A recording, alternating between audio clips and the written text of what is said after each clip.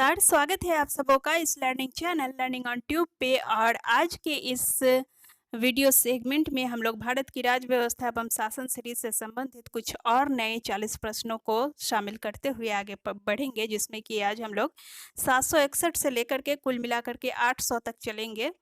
तो कुल है लगभग 1140 क्वेश्चंस का ये सीरीज है, जो कि 40-40 क्वेश्चंस के वीडियो सेगमेंट में हम लोग आगे बढ़ते हैं।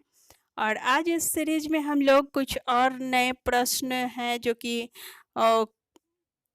एट रैंडमली उठा लिए गए हैं, जो कि इम्पॉर्टेंट है हर एक एग्ज़ाम, खास करके वनडे एग्ज़ाम्स के लिए, कि कोई भी कम्पिटिटिव एग्ज़ाम हो, वनडे हो या फिर पीटी एग्ज़ाम कह सकते हो, तो उस सब के लिए बहुत ही इम्पोर्टेंट है। तो चलिए आगे बढ़ते हैं समय नष्ट ना करते हुए। और अगर अभी तक आप इस चैनल पे नए हो, अगर आपने अभी तक इस चैनल को सब्सक्राइब नहीं किया है तो प्लीज़ सब्सक्राइब कर लें, क्योंकि इस चैनल पे आपको न्यू अपलोडिंग से संबंधित जितनी भी नई जानकारियाँ होंगी वो सब नोटिफिकेशन के थ्रू मिलती रहेंगी और आपकी तैयारी में ये महत्वपूर्ण योगदान देंगी। तो चलिए स्टार्ट करते हैं। क्वेश्चन नंबर 761 है, निम्न में से कौन सा पद संविधान द्वारा व्यवस्थित किया गया है? तो संविधान द्वारा व्यवस्थित किया गया पद है उप प्रधानमंत्री का, तो इसलिए आंसर हो जाएगा उप प्रधानमंत्री। ठीक है, नेक्स्ट क्वेश्चन की ओर चलते हैं। निम्नलिखित अधिकारियों में से किस अधिकारी को पद से हटाने में संसद कोई भूमिका नहीं निभाती है? तो संसद की भूमिका संघीय लोक सेवा आयोग के सभापति को हटाने में नहीं होती है, इसलिए आंसर ए हो जाएगा कि संघीय लोक सेवा आयोग के सभापति को हटाने में संसद की कोई भूमिका नहीं होती। नेक्स्ट क्वेश्चन है, न्याय पंचायतों से आशा की जाती है कि वे छोटे मोटे दीवानी और अन्य अपराधों से संबंधित मामलों की सुनवाई करें। ठीक है, तो इस तरह से बी आंसर हो जाएगा। नेक्स्ट क्वेश्चन है क्वेश्चन नंबर 764, निम्न में से किस संघीय क्षेत्र का अपना उच्च न्यायालय है? यहाँ पे हम देखते हैं कि सभी संघीय क्षेत्र हैं, चाहे चंडीगढ़ हो, दिल्ली हो, पांडिचेरी हो, ये सभी संघीय क्षेत्र हैं अर्थात केंद्र शासित प्रदेश है। लेकिन दिल्ली एक ऐसा संघीय क्षेत्र है जिसका अपना एक उच्च न्यायालय है, बाकी सबका नहीं है, तो आंसर हमारा यही दिल्ली हो जाएगा। ठीक है, नेक्स्ट क्वेश्चन की ओर आगे बढ़ते हैं। 765, जनहित में मुकदमा किस मामले में किया जा सकता है? जनहित में मुकदमा जो है वह सार्वजनिक कर्तव्य का उल्लंघन करने पर भी किया जा सकता है, कानून का उल्लंघन करने पर भी किया जाता है और संविधान के प्रावधानों के उल्लंघन करने पर भी किया जा सकता है, अर्थात आंसर हो जाएगा डी, उपरोक्त सभी। ठीक है, तो आंसर डी है। चलते हैं नेक्स्ट क्वेश्चन की ओर। क्वेश्चन नंबर 766, कुछ समय पूर्व केंद्रीय मंत्रिमंडल ने राष्ट्रपति को एक राज्य में राष्ट्रपति शासन लागू करने की सिफारिश की थी, परंतु राष्ट्रपति ने उसे मंत्रिपरिषद को पुनः विचार के लिए लौटा दिया। ऐसा किस राज्य में हुआ? तो ऐसा करने वाले दो राज्य थे, वे थे उत्तर प्रदेश और बिहार दोनों ही, और इसका सही ऑप्शन होगा ऑप्शन नंबर डी, अर्थात ए और बी दोनों आंसर हो जाएगा डी। चलते हैं आगे। क्वेश्चन नंबर 767, निम्न में से किस राजनीतिक दल की स्थापना स्वतंत्रता से पूर्व हुई? स्वतंत्रता से पूर्व भारत के साम्यवादी दल की स्थापना हुई थी, तो आंसर बी है, भारत का साम्यवादी दल। नेक्स्ट क्वेश्चन 768, संविधान का हिंदी में प्रमाणित संस्करण किस संशोधन द्वारा प्रदान किया गया? तो हिंदी में संविधान का जो प्रमाणित संस्करण दिया गया था वह दिया गया था 58वें संशोधन के द्वारा, आंसर बी है, 58वां संशोधन। नेक्स्ट है क्वेश्चन नंबर 769, राज्यसभा के उपसभापति को उसके पद से हटाया जा सकता है यदि इसमें प्रोविजन पूछ रहा है कि कौन कौन से प्रोविजन है, अर्थात शर्तें क्या हैं। तो इसमें शर्तें यह है कि राज्यसभा में उपस्थित तथा मतदान में भाग लेने वाले सदस्यों के 2/3 बहुमत से प्रस्ताव पास कर दे। ठीक है, राज्यसभा उपस्थित तथा मतदान में भाग लेने वाले सदस्यों के 2/3 बहुमत से यदि प्रस्ताव पास कर देती है तो राज्यसभा के उपसभापति को उसके पद से हटाया जा सकता है। चलते हैं नेक्स्ट क्वेश्चन की ओर। 770 क्वेश्चन नंबर 770 है, सूची 1 तथा सूची 2 को सुमेलित कीजिए तथा कूटों का प्रयोग करते हुए सही उत्तर चुनें। सूची 1 है पदाधिकारी का और द्वितीय सूची है शपथ अथवा प्रतिज्ञान का। तो कौन से पदाधिकारी किस तरह की शपथ लेते हैं तो इसको देखना है, ठीक है। चलते हैं। भारत का राष्ट्रपति को जो शपथ दिलाई जाती है वह भारत के राष्ट्रपति को शपथ दिलाई जाती है संविधान और विधियों की मर्यादा बनाए रखने हेतु, ठीक है। संविधान और विधियों की मर्यादा बनाए रखने हेतु भारत के राष्ट्रपति को शपथ दिलाई जाती है। उसके बाद सर्वोच्च न्यायालय के न्यायाधीश को भारत के संविधान के प्रति श्रद्धा और निष्ठा रखने के लिए शपथ दिलाई जाती है। और संसद के सदस्य जो होते हैं, संसद के सदस्यों को श्रद्धापूर्वक कर्तव्यों का निर्वहन करने की शपथ दिलाई जाती है। और संघीय मंत्री को सूचना की गोपनीयता की शपथ दिलाई जाती है। तो इस प्रकार आंसर हो जाएगा 4 3 2 1, जो कि हमारे ऑप्शन बी में है 4 3 2 1, ठीक है। यानी कि भारत के राष्ट्रपति को संविधान और विधियों की मर्यादा बनाए रखना, ठीक है। मैं यहाँ पे लिख देती हूँ, इससे सही रहेगा। संविधान और विधियों के मर्यादा बनाए रखना, ये ए हो गया, ए का है ये। और सर्वोच्च न्यायालय के न्यायाधीश को है भारत के संविधान के प्रति श्रद्धा और निष्ठा, ठीक है, ये बी का है। और संसद के सदस्यों को श्रद्धापूर्वक कर्तव्यों का निर्वहन करने की शपथ दिलाई जाती है, ये सी हो गया। और सूचना की गोपनीयता की शपथ संघीय मंत्रियों को दिलाई जाती है, तो ये डी का है। तो इस तरह से आंसर हो जाएगा बी।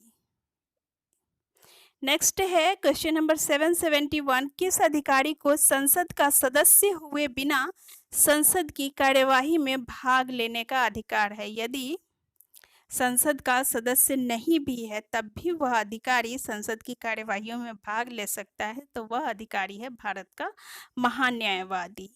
नेक्स्ट क्वेश्चन नंबर 772, निम्नलिखित विधेयकों में से कौन सा विधेयक संसद में केवल राष्ट्रपति की सिफारिश पर प्रस्तुत किया जा सकता है?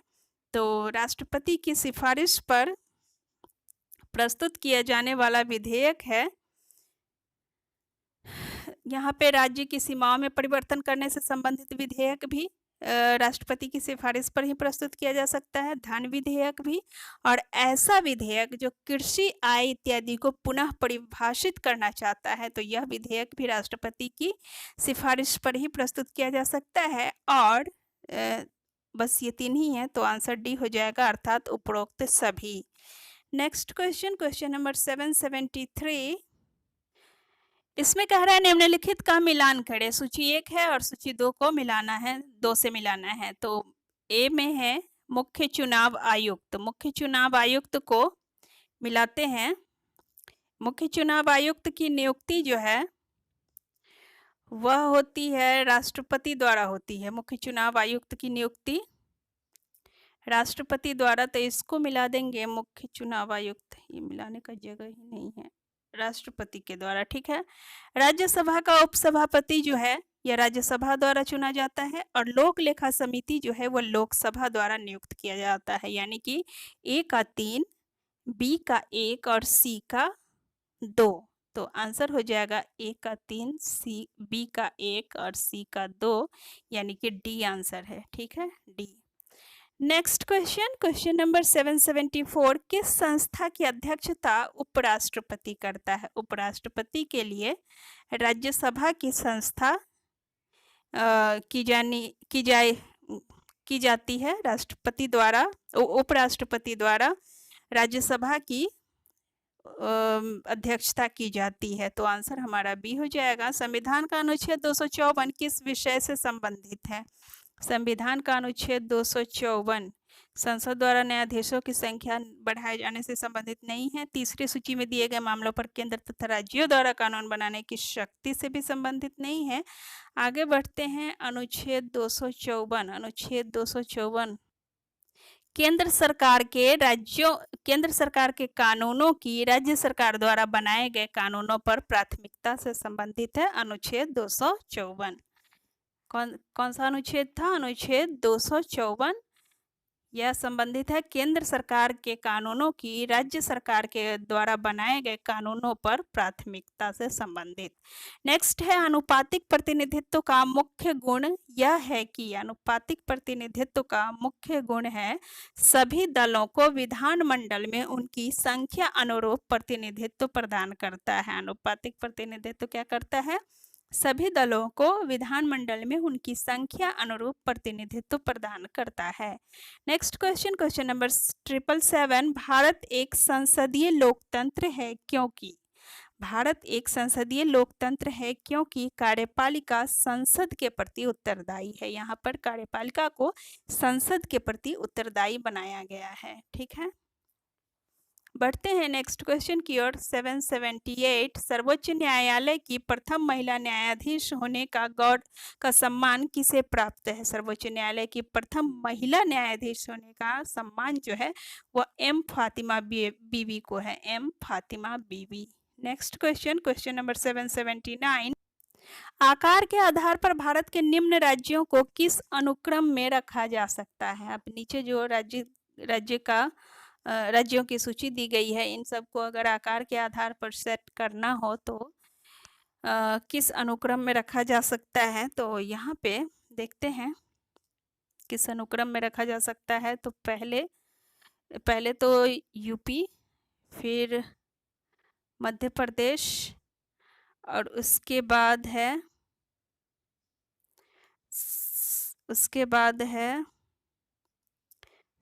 पहले है Madhya Pradesh.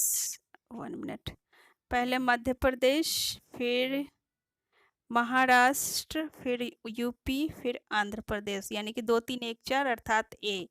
Next question number 780 Bharat में कौन आनुपातिक प्रतिनिधित्व पद्धति के अनुसार एकल संक्रमणीय मत द्वारा चुना जाता है?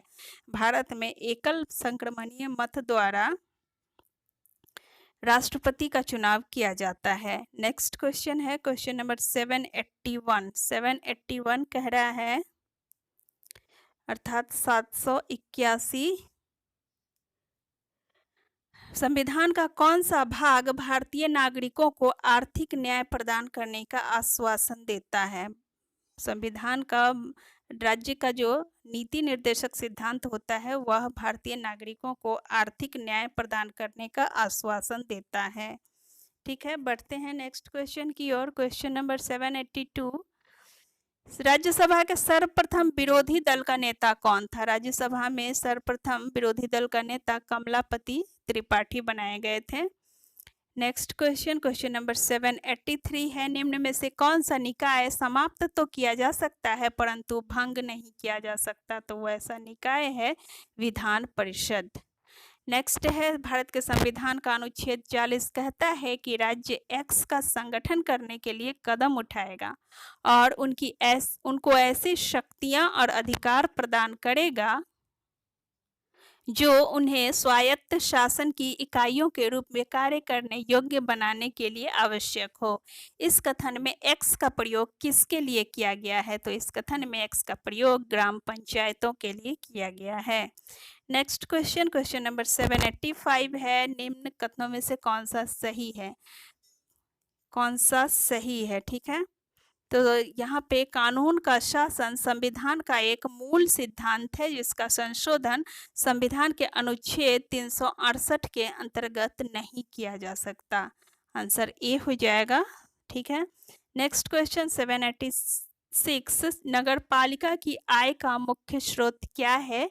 नगरपालिका की आय का मुख्य स्रोत चुंगी है। नेक्स्ट क्वेश्चन नंबर 787 स्थानीय प्रशासन के संबंध में दिए गए निम्न कथनों में से कौन सा गलत है? गलत कथन है स्थानीय प्रशासन को आवश्यक धन एक आयोग द्वारा उपलब्ध कराया जाता है, यह गलत है। यानी कि अब सही कौन कौन से हैं, तो सही ऑप्शन है स्थानीय संस्थाओं के चुनाव से संबंधित निर्णय एक आयोग द्वारा लिया जाता है। स्थानीय संस्थाओं में 30% स्थान महिलाओं के लिए सुरक्षित है, तो आंसर सी है, क्योंकि गलत क्वेश्चन ही पूछ रहा है, गलत स्टेटमेंट ही पूछ रहा है।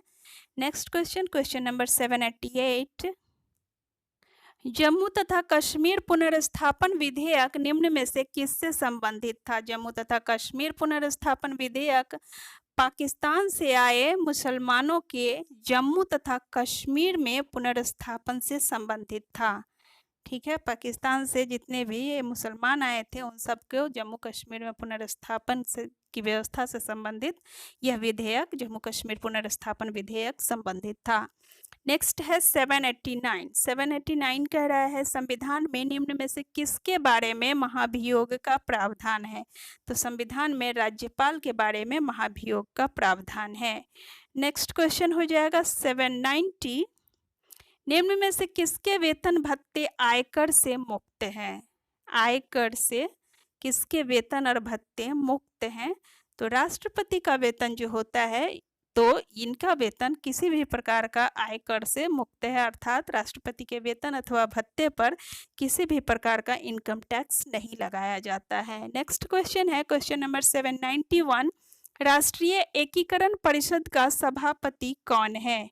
राष्ट्रीय एकीकरण परिषद का सभापति प्रधानमंत्री होते हैं।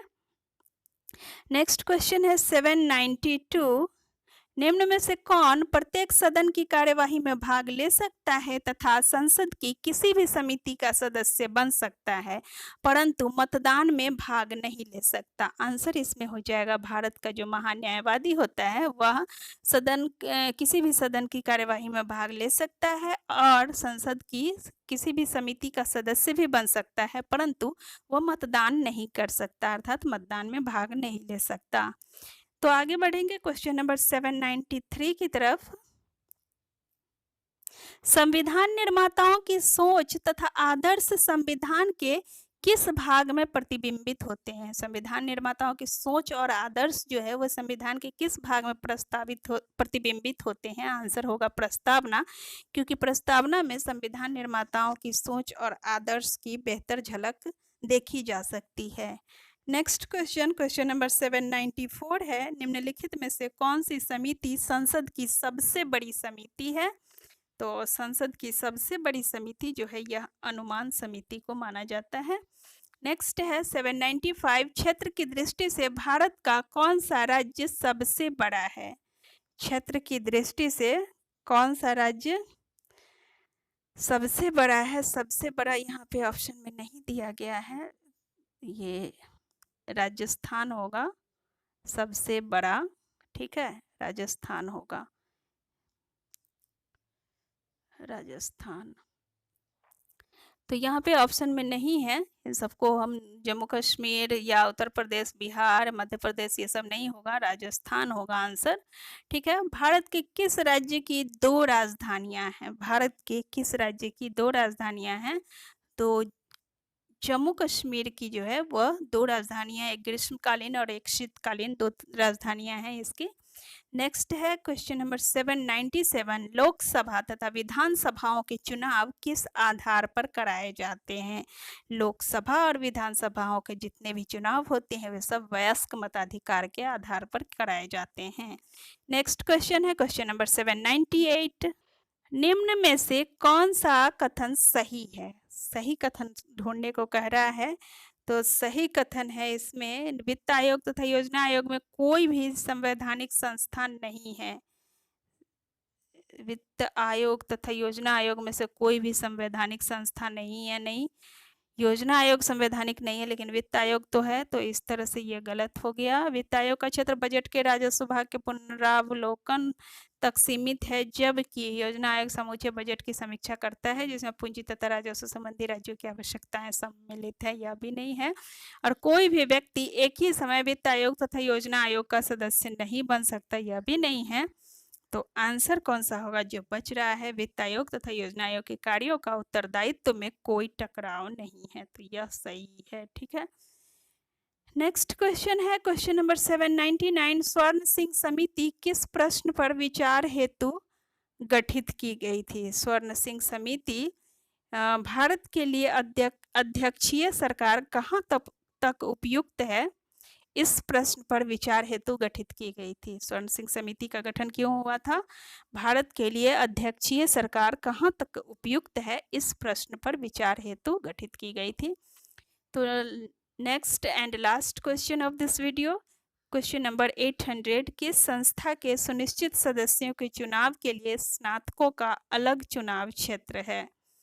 ठीक है, अलग चुनाव क्षेत्र स्नातकों का जो होता है वह विधान परिषद होता है, तो आंसर हो जाएगा विधान परिषद। तो इस प्रकार ये वीडियो सेगमेंट खत्म होता है। दोस्तों, अगर आपको ये वीडियो अच्छी लगी हो तो प्लीज़ वीडियो को सब्सक्राइब कीजिए, लाइक कीजिए, कमेंट कीजिए और अपने दोस्तों के साथ शेयर भी कीजिए। मिलते हैं आपसे एक न्यू वीडियो लेकर के फिर से इसी चैनल पर। तब तक के लिए बाय बाय।